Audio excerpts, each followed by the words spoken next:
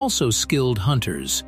In colder feeding grounds, particularly in the North Atlantic and the Pacific, groups of humpbacks sometimes cooperate in a strategy known as bubble net feeding.